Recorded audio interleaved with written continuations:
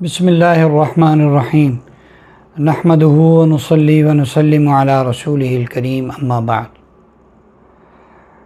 عزیز ناظرین، آج کی حدیث سن لیجئے۔ عن ابی ذر رضی اللہ تعالی عنہ قال قال رسول اللہ صلی اللہ علیہ وسلم اخوانکم جعلہم اللہ تحت ایدیکم فمن جعل اللہ اخاہ تحت یدیہ فلیطعمہ مما یأکل ولیلبسہ مما یلبس ولا یکلفہ من العمل ما یغلبہ ان کلفہ ما یغلبہ فلیعنہ علیہ او کما قال رسول اللہ صلی اللہ علیہ وسلم۔ عزیز دوستو، جب بھی کہیں دو آدمی آپس میں معاملہ کرتے ہیں تو اللہ اس کے رسول کی طرف سے دونوں معاملہ کرنے والوں کو ہدایات جاری ہوتی ہیں، دونوں کو ایک دوسرے کے حقوق بتائے جاتے ہیں۔ یہ جو حدیث ہے یہ اپنے ملازمین کے حقوق کا خیال کرنے کے بارے میں ہے۔ ایک وقت میں انہیں غلام کہا جاتا تھا، آج جدید دور ہے تو میرا خیال ہے انہیں جابین کہتے ہیں۔ جابین، جاب کرنے والے، ملازم پیشہ لوگ، ملازمت پیشہ لوگ آج کل بھی یہ ہیں۔ اس کی مختلف صورتیں کاروبار میں ہیں، کوئی اونچے درجے کا افسر ہے، کوئی نچلے درجے کا افسر ہے، کوئی کلرک ٹائپ ہے، کوئی آرڈر بکر ہے، کوئی سیل مین ہے، کوئی جناب آپ کا اکاؤنٹنٹ ہے، کوئی آپ کا آئی ٹی کا کوئی ہے کام کرنے والا۔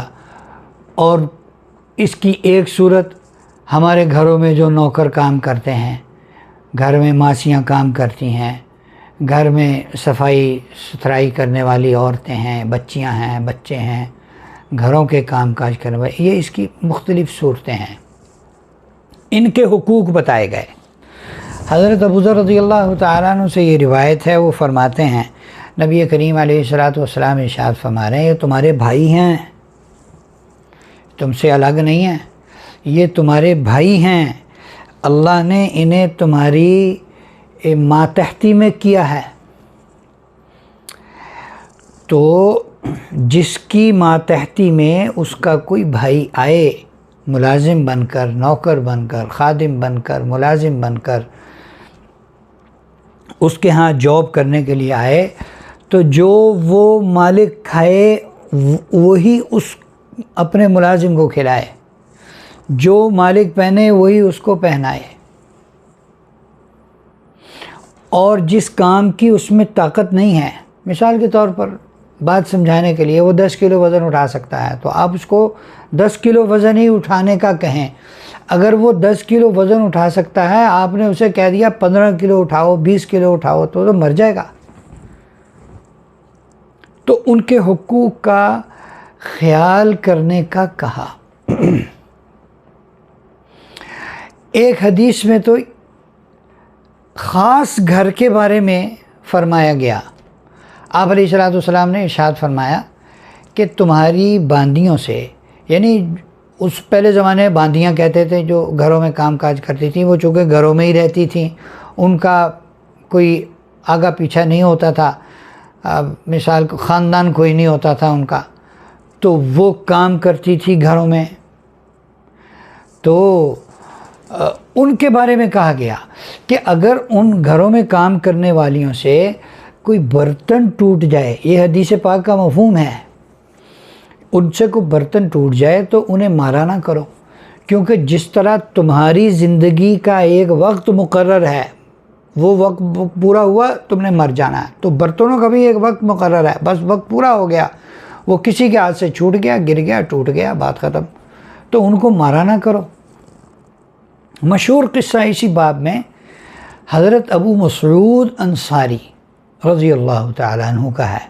وہ فرماتے ہیں کہ میں اپنے غلام کو مار رہا تھا، اپنے نوکر کو مار رہا تھا، تو میں نے اچانک اپنے پیچھے سے کسی کی آواز سنی تو میں جب پیچھے متوجہ ہوا تو وہ تو نبی کریم صلی اللہ علیہ وسلم تھے۔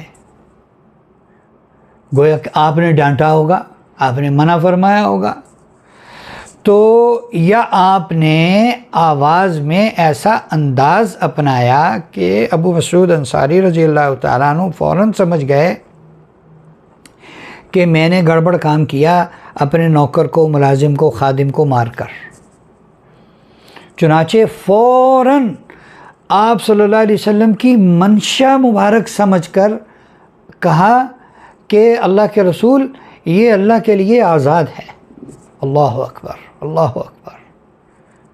عزیز دوستو، کاش ہم بھی اللہ اس کے رسول کی ایسے ہی منشا پوری کرنے والے بن جائیں۔ اللہ کرے ہمارے اندر بھی ایسا جذبہ آ جائے۔ تو آپ علیہ الصلوۃ والسلام نے ارشاد فرمایا، اے ابو مسعود، اگر تم ایسا نہ کرتے تو جہنم کی آگ تمہیں لپٹ جاتی، جہنم کی آگ تمہیں چھو لیتی۔ یہ حدیث کا مفہوم ہے۔ تو اپنے زیر دست لوگ جو ہماری زیر سرپرستی ہیں، جو ہمارے نوکر ہیں، جو ہمارے خادم ہیں، جو ہمارے پاس جاب کرتے ہیں، ہمارے پاس ملازمت کرتے ہیں، ان کا خیال رکھنا، ان کے گھر بار کا خیال رکھنا۔ جتنا خیال رکھیں گے، ایک حدیث میں آتا ہے ایک صحابی نے آپ صلی اللہ علیہ وسلم سے پوچھا کہ اللہ کے نبی، خادم کی، نوکر کی کتنی غلطی معاف کریں؟ تو آپ علیہ السلام نے پہلے سکوت فرمایا، انہوں نے دوبارہ عرض کیا، پھر سکوت فرمایا۔ تو جب انہوں نے 6 بار عرض کیا، تیسری دفعہ عرض کیا، تو آپ علیہ السلام نے فرمایا ایک دن میں 70 مرتبہ معاف کرو۔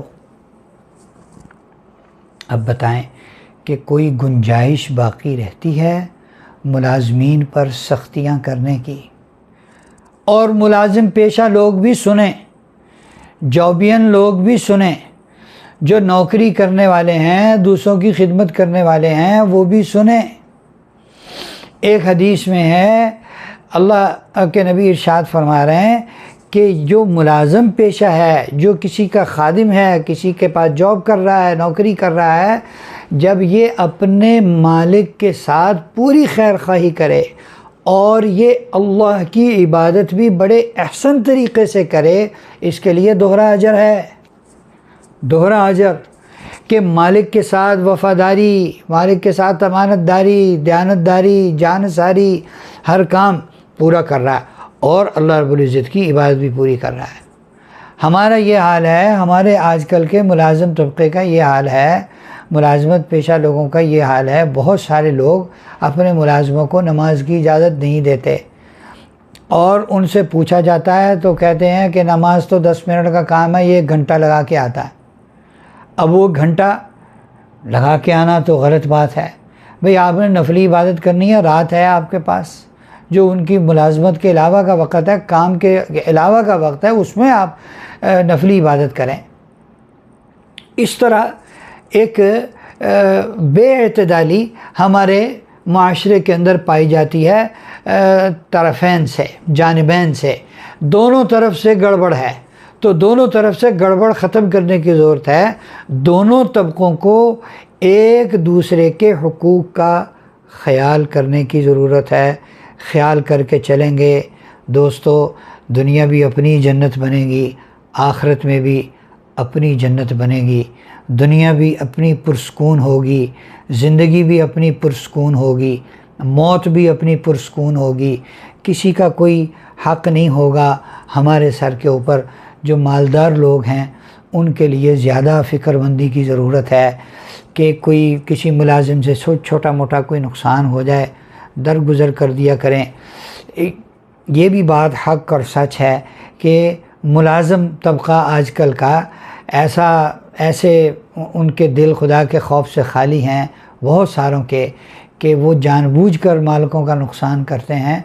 تو اللہ نے ان کو جب نعمت اور ثروت عطا فرمائی ہے تو درگزر کو اپنا معمول بنائیں۔